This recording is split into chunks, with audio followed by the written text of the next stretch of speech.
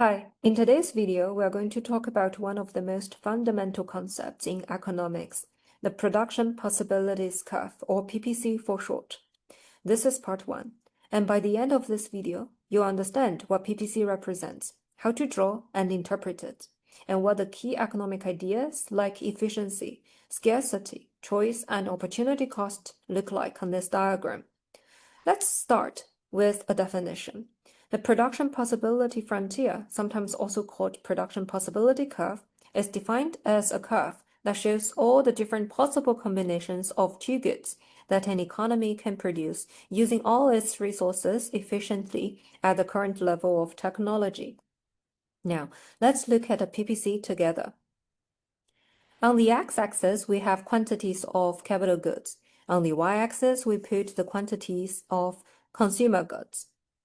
So essentially, we're comparing how an economy uses its limited resources to produce goods that satisfy current needs and wants, consumer goods, versus goods that help us produce more in the future, capital goods. Let's begin with the simplest case, a straight line PPC. Why might it be a straight line? That's because we're assuming perfect adaptability or perfect substitutability of resources between the two types of production. In other words, every resource can be switched easily between producing capital and consumer goods. And this means the opportunity cost of producing one good in terms of the other remains constant.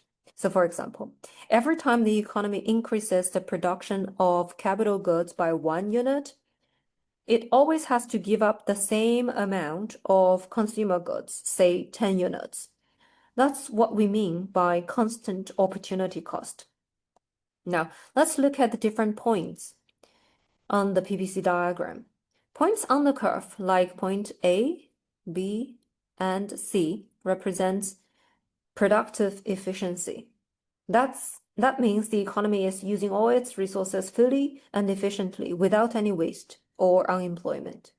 Points inside the PPC, such as point D and point E, are still possible, attainable, but they are inefficient. Maybe there's unemployment, or perhaps factories are idle. If the economy moves from a point inside the PPC towards the PPC, upwards, rightwards, or diagonally northeast, it means resources are being used more efficiently and unemployment is falling. Then what about points outside the PPC, such as point T, U, and M? Well, those points are currently unattainable because the economy simply doesn't have sufficient resources or technology to produce those combinations. However, it is worth noting that some points like point T could become achievable through international trade, even if they are impossible through domestic production alone. We'll come back to this idea in a later video. Now, let's link this to the three key economic ideas we've talked about before: scarcity, choice, and opportunity cost. Every country faces scarcity because resources like land, labor, and capital are limited. The PPC illustrates this perfectly. Only points on or within the curve are possible and attainable. Anything beyond it is limited by scarcity. Because of scarcity, economies must make choices. If all resources are fully employed, the economy has to decide where exactly it wants to be along the PPC curve. For example, should it produce more capital goods or more consumer goods? And whenever a choice is made, there is an opportunity cost being incurred. Let's imagine we move from a point A to point B on the PPC. On point A, the economy produces more consumer goods and fewer capital goods. At point B, it produces more capital goods but fewer consumer goods. So what's happening here?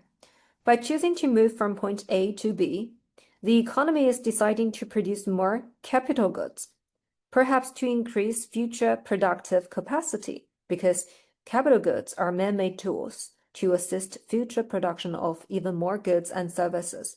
But this decision has an opportunity cost. The economy will have to give up some consumer goods. Fewer goods and services will be available for people to consume today.